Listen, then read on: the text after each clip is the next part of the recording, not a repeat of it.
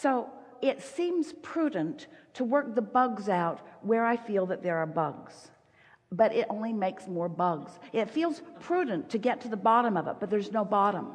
So it really is about just doing the parts that feel good, and the rest will follow that. Why is that hard to accept? We'll tell you why.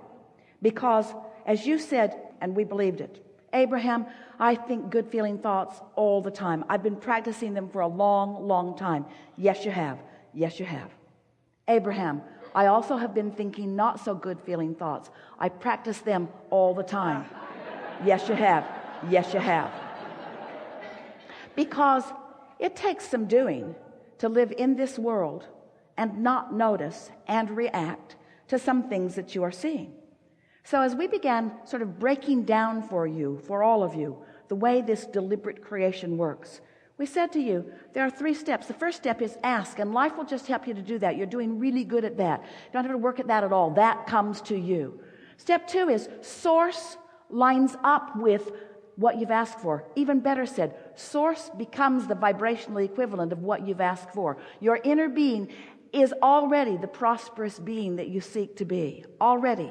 And you say, well, then put it in the bank. We say, stop saying that. Okay. Stop saying that. It's the vibrational reality that we want you to focus on. So step 1, ask. Step 2 is answered. Step 3 is the part that you're working on. That's the part where you, as you say, you practice the good feeling thoughts. You practice them. That's step 3. That's art of allowing. Tune yourself to the frequency of what you've asked for. So we've been talking about that for a while. We've written several books that is the premise of. We've explained it in lots of different ways, from law of attraction standpoint, from upstream, downstream standpoint, from get into the vortex standpoint. And now we're saying to you, your vortex is a reality. You just have to prepare a vibrational atmosphere. What's in your vortex can be received by the transmitter as you, and you will realize all of that. In other words, we are literally explaining to you how thoughts become literal things. So you follow us and you're getting it. We can feel you. We can feel you come along with that. We could feel you saying it as clearly as we're saying it. And we could feel you, in many cases, sometimes, knowing it as well as we know it. But now there's a new step in the process. Esther said, let's call it step 4, let's call it step 4, let's call it step 4. Step 4 is the new step in the process. And step 4 is, I have practiced when it's easy to be wobble free so much that now I don't wobble when I see one of those things that formerly caused me to wobble.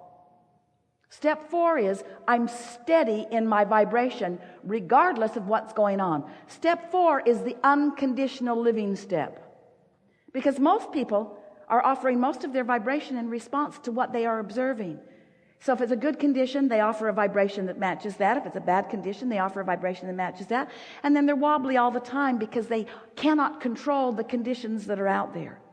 But when you've practiced, when you care about your vibration, when you're aware of the wobble, when you do it the easy way and you don't wobble and you don't wobble and you don't wobble and you are steady and law of attraction responds to it, without you even knowing it, there's a tremendous amount of momentum that is happening on that wobble-free thought, that wobble-free thought, that wobble-free thought, that wobble-free thought, until you're standing in a place of such stability that when the circumstance that still is part of your point of attraction, because you live with those people, or you live in the neighborhood with those people, or you're watching that particular television program, or. So that condition presents itself to you, but the question is, what is your vibrational stance when the condition presents itself to you?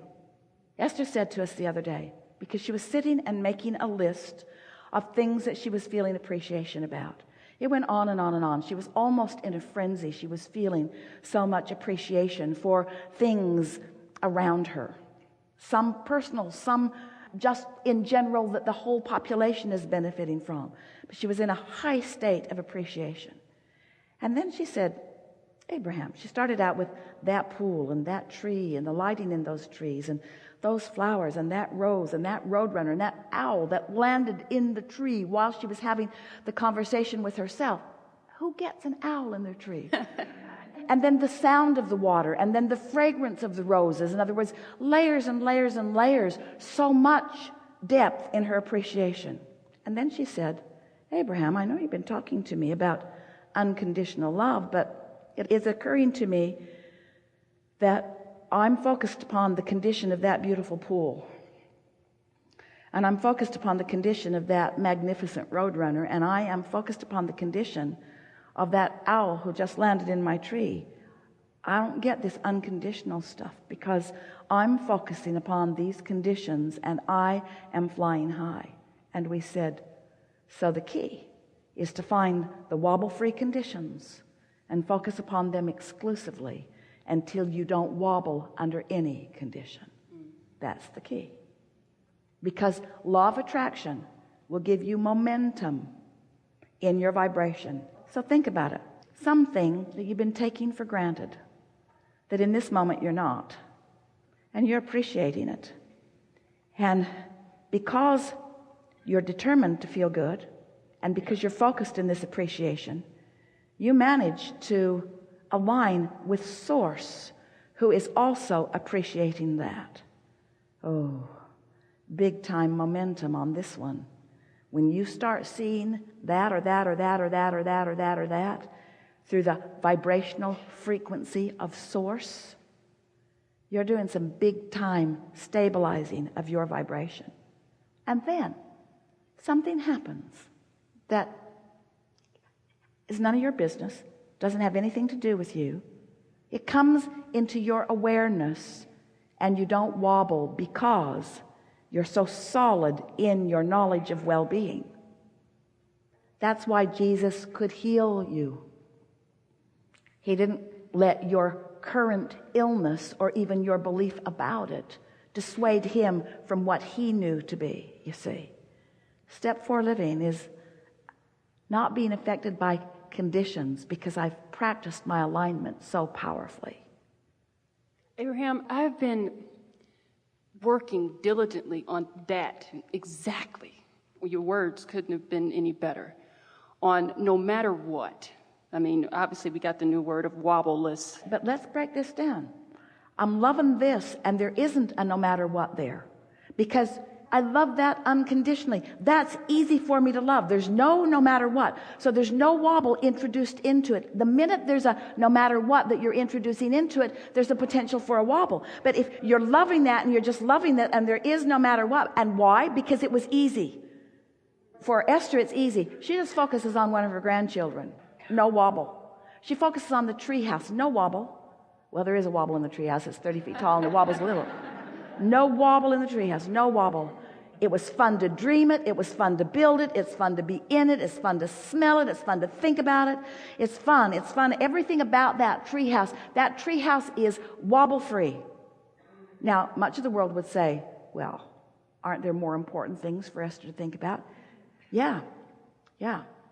But if she starts with something that's wobble free, when the more important things come, she'll still be wobble free.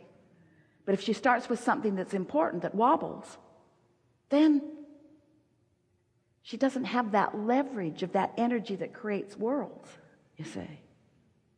What do you think is the reason that sometimes you think about things that don't feel good when you think about them? They snuck up on you. They snuck up on you. You didn't see him coming. Why do you think you didn't see him coming? You didn't care enough about being wobble-free. Wobble-free hasn't been in your plans before. Being smart was in your plans. Being balanced was in your plans. Justifying your existence was in your plan. Being defensive was in your plan.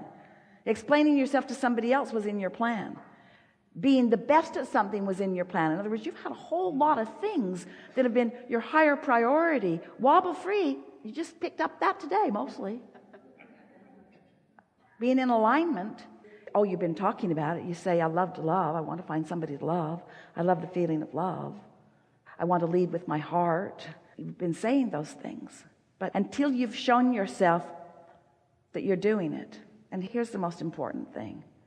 How are you going to know you're doing it if you don't sometimes catch yourself not doing it?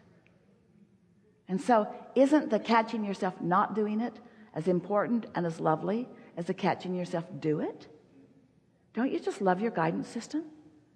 Don't you? Isn't it a wonderful thing that the source within you is right there with you? Isn't it wonderful that the source within you has an opinion about that and that and that and that and that and that? And the source within you has got all the wobble out of its opinion. And when you put wobble in it, you don't feel so good. Try it. Pick out somebody and hate them this afternoon and feel how rotten it feels. Feel the big void within you. And then find somebody who's easy to love and just focus on them and feel the difference. Feel that your power and your alignment are the same thing. Your clarity and your alignment are the same thing. Just make it easier on yourself. Esther said to someone the other day, had a big party at the property after the San Antonio workshop. Lots of people. And someone was there that she hadn't seen in a long, long time. And when he walked up to her, he picked up the conversation right where it had been many, many years before and said, how'd that such and such work out? And Esther just put a big smile on her face and she said, oh, I'm completely wobble free on that topic now. And he said, and she said, and I like being wobble free on that topic right now. And he said, and Esther said, wobble free is my favorite thing about anything. Wobble free is the way I want to be. I know, but I just wanted to ask you, I so love being wobble free. What she was saying to this person is, I'll talk to you about a lot of things, but that isn't one of them, because that's still wobbling within you. And if we get going here, it's going to be wobbling within me, and there is nothing in all the universe important enough for me to wobble on. Nothing matters enough to wobble. I'm not giving up my alignment for anything ever again. I'm not going to give it up deliberately. Oh, I might do it while I'm practicing my way into wobble freeness. I'm not going to go there for the sake of an old subject or for the sake of an old interest or for the sake of walking down memory lane. I'm not going to dig up old stuff just to see if it still stinks.